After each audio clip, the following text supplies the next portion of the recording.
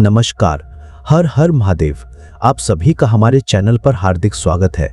यहाँ आपको सनातन धर्म, भगवान शिव, हमारे पौराणिक इतिहास और आध्यात्मिक ज्ञान से जुड़ी रोचक और प्रेरणादायक जानकारी मिलेगी। अगर आप सनातन धर्म में आस्था रखते हैं तो कमेंट में हर हर महादेव अवश्य लिखें। साथ ही वीडियो को लाइक करें और चैनल को सब्सक्राइब करना ना भूलें। तो आइए बिना किसी देरी के शुरू करते हैं आज का यह अद्भुत वीडियो। हर हर महादेव। एक कार्य से नरवरगढ़ में दिल्ली के बादशाह का आगमन हो गया। बादशाह जो सैकड़ों राजाओं के ऊपर होता था, तो ये नरवरगढ़ के राजा थे। उसने आज्ञा करी, जाओ आस्करन जी को हमारे सामने जल्दी लिवा करके लाओ। वो आस्करन जी का नियम था, राधा मोहन जी के मंदिर में गए तो सख्त आदेश, कोई सूचना नहीं पहुंचाएगा। सब आस्करन जी के जो रक्षक थे उन्होंने मना कर दिया, नहीं महाराज, ये आप सूचना भी नहीं पहुंच सकती, 4 घंटे आ ही नहीं सकते आस्करन जी। उसको बहुत क्रोध आया। बादशाह हो, मैं आदेश कर रहा हूं, एक छोटे राजा के सेवक हमें जवाब दे रहे। बादशाह ने आज्ञा का उल्लंघन, इससे बड़ा क्रोध हुआ और उसने बड़ी सेना बुलवा ली और सेनापति को आदेश किया कि जाओ बोल दो, नगर का नाश करवाना चाहते हो या हमारी आज्ञा का पालन करना चाहते हो। तुरंत आस्करन को भेजो, अन्यथा पूरी सेना बलात् नगर को नष्ट कर देगी और जबरदस्ती आस्करन को बंदी बना लिया जाएगा। बादशाह का आदेश। देखो परीक्षा होती, जब ये आदेश हुआ, सेनापति आया, निज दूतों से जो अंगरक्षक द्वारपाल, उनसे कहा, सबने कोई उत्तर नहीं दिया। 4 घंटे तक हम अपने राजा को सूचना भी नहीं दे सकते, जो तुम्हें करना हो करो। ये बड़ी बात है। बादशाह का हुक्म, बादशाह के सेनापति का हुक्म, सेवा में विघ्न ना पड़ जाए इसलिए कठोर नियम लिया था, पर सबके हृदय में घबराहट थी। अब क्या होगा जब बादशाह नाराज हो गया, सेना आ गई, सेनापति आ गए, अब क्या होगा? सेनापति ने बादशाह से कहा कि अब क्या हुक्म है, वहां से मना हो गया है, आपकी आज्ञा का उल्लंघन, हमारी आज्ञा का उल्लंघन, हमारा भय दिखाना सब व्यर्थ चला गया।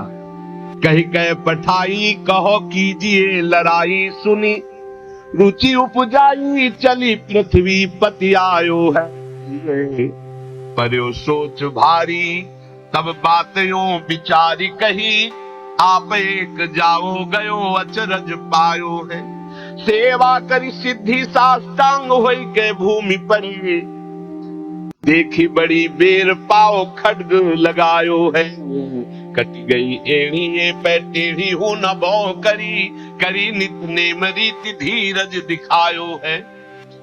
बादशाह बड़ा आश्चर्य हुआ कि ये आस्करन जी के पास सूचना ही नहीं पहुंचाई जा रही और हमारे भय का इसके ऊपर कोई असर नहीं। पर आस्करन जी बहुत साधु प्रकृति के हैं, बड़े प्रियजन हैं, आक्रमण करना तो उचित नहीं, मैं स्वयं जाकर के देखूं क्या बात है।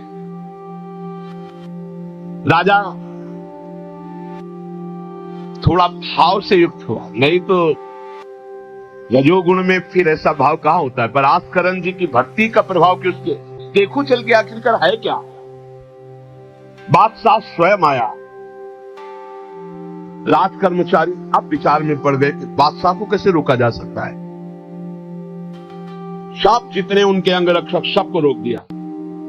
बड़ी बात है, यह है भगवान की आराधना का बल। बादशाह को कौन रोक सकता है? छोटे राजा ये है, उनके सैनिकों ने, द्वारपालों ने रोक दिया। अब बादशाह से कहा, राज आज्ञा का उल्लंघन हम नहीं कर सकते,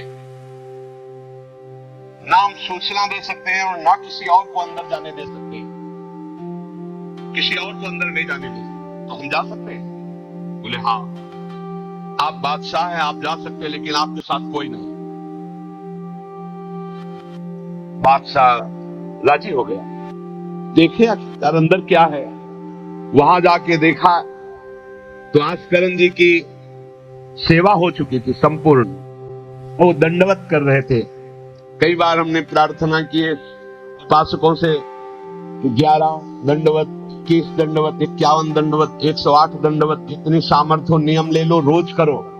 4 परिक्रमा करो श्री जी की और 11, 21, 51, 108 दंडवत करो।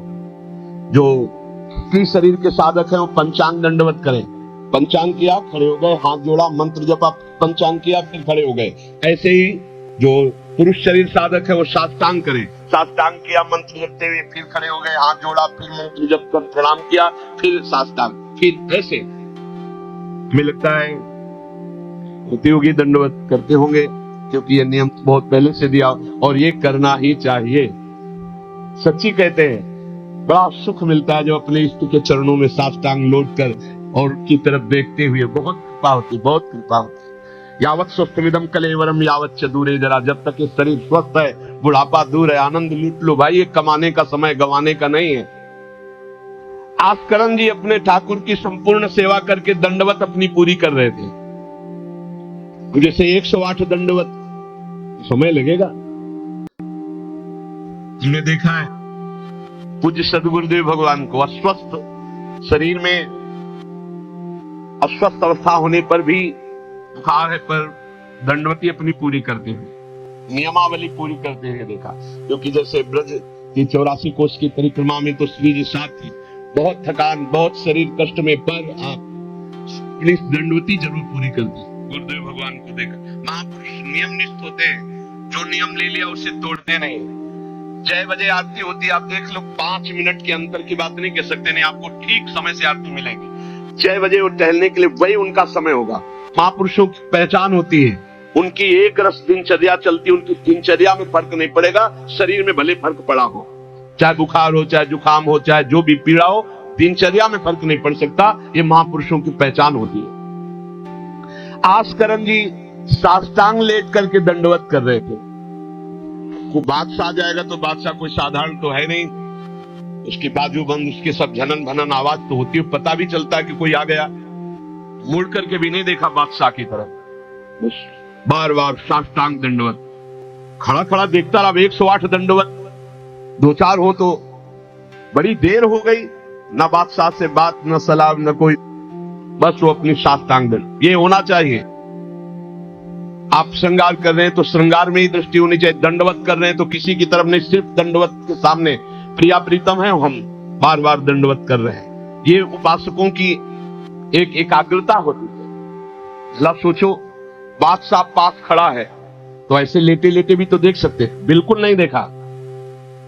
राजा को, बादशाह को बड़ा आवेश आया कि इतनी देर से मैं खड़ा हूं, पहले तो वहीं सब नाना करते रहे, इतनी देर से खड़ा हूं, ना कोई प्रणाम, ना नमस्कार, ना हमारी तरफ देख रहा है, क्या है। तलवार निकाली, साष्टांग दंडवत कर रहे थे तो मारा, एक पैर की एड़ी कट गई, एड़ी कट गई, खून बह रहा है। साष्टांग दंडवत, फिर खड़े, फिर साष्टांग दंडवत, फिर खड़े, फिर साष्टांग दंडवत, बिल्कुल नहीं देख रहे कि एड़ी कट गई। सोचो जरा, ये भक्त की निष्ठा है उपासना की। या तो अगर एक चींटी काटेगी तो थोड़ी देर लौट करके पहले देखेंगे क्या हो रहा, फिर दंडवत। एड़ी कट गई लेकिन किसने काटा, ना ये बात देखी। एड़ी कटना कोई साधारण बात समझते हो, तलवार से पूरी एड़ी काट दी, रक्त स्राव हो रहा है।